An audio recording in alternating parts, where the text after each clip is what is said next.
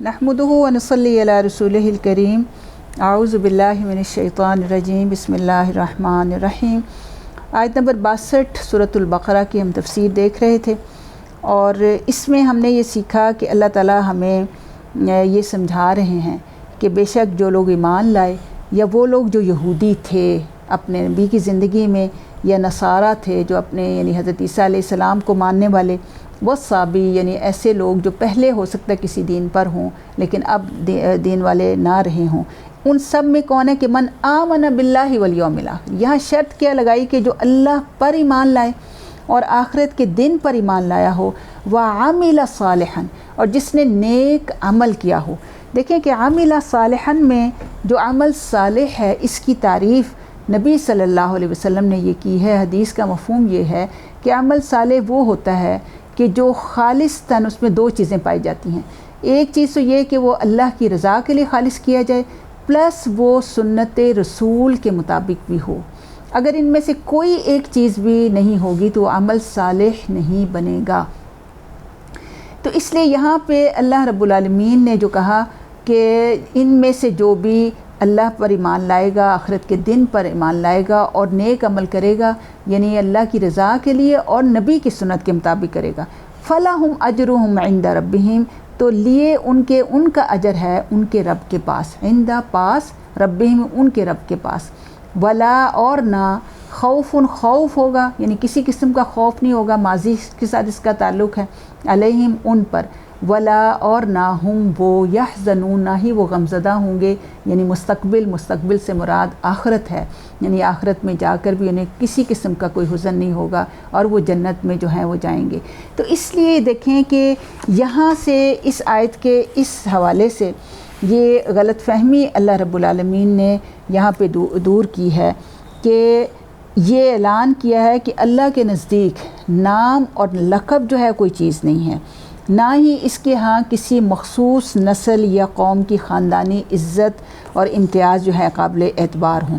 लोग चाहे किसी भी नस्ल से हों, किसी भी कौम से ताल्लुक़ रखते हों, उनकी निजात के लिए जो है दो बातें ज़रूरी हैं। एक ये कि अल्लाह और आखिरत को दिल से माने, दूसरा ये कि नेक काम करें, अल्लाह को माने, इसके अहकाम को भी माने। तो अल्लाह के अहकाम जो हैं हमें रसूलुल्लाह सल्लल्लाहु अलैहि वसल्लम के ज़रिए मालूम हुए, इसलिए रसूल का मानना इसमें शामिल है। आखिरत को मानेंगे तो अज़ाब को सवाब जो है मानेंगे। तो इस आयत से ख़ुद ब खुद जो है यानी जो अमल सालिह की जो शर्त लगाई गई है, इससे फिर हमें ये समझ आ जाती है कि किसी भी शख्स का कोई भी तरीक़ा, कोई भी कौल जो है कभी भी मकबूल नहीं हो सकता जब तक कि वो उस नबी की शरीयत के मुताबिक ना हो। अब जो यहूदी हज़रत मूसा अलैहिस्सलाम के ज़माने में थे, हज़रत उज़ैर अलैहिस्सलाम के ज़माने में थे,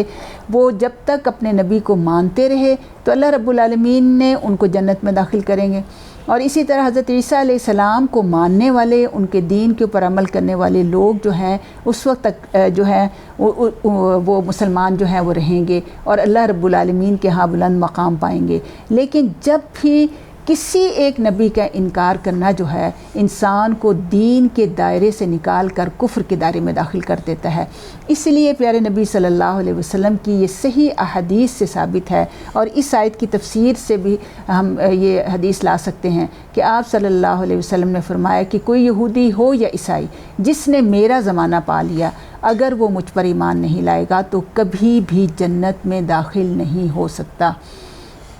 इसलिए ये अमन की आशा तो हम चला सकते हैं। इंसानियत की बुनियाद पर सबसे ज़्यादा हमारा मज़हब इस्लाम ही अल्हम्दुलिल्लाह इस चीज़ की तलकीन करता है कि हर एक के साथ अच्छा और हुस्न सलूक के साथ पेश आना है। लेकिन दीन जिसके ऊपर हमने चलना है और जिस पे दुनिया और आखिरत की कामयाबी है वो दीन सिर्फ़ इस्लाम है। और इस्लाम वो दीन है जिसकी तकमील जो है अल्लाह रब्बुल आलमीन ने प्यारे नबी हज़रत मोहम्मद सल्लल्लाहु अलैहि वसल्लम पर की। और ये आयत भी नाजिल की कि अल-यौमा अकमलतु लकुम दीनकुम, सूरह माइदा में ये आयत है। اور یہ ایسی آیت ہے کہ جس کے بارے میں خود یہودیوں نے کہا کہ اگر یہ آیت ہم پر نازل ہوتی تو ہم اس دن کو عید کا دن بناتے، کہ اس آیت میں اشارہ ہے کہ اللہ رب العالمین نے صرف دین اسلام ہی کو پسند کیا ہے، اور اللہ چاہتا ہے کہ ہر بندہ اس دین اسلام کے سائے میں جو ہے وہ آ جائے۔ اس لیے اللہ تعالیٰ نے اس آیت میں ہمیں یہی سکھایا ہے کہ ہمیں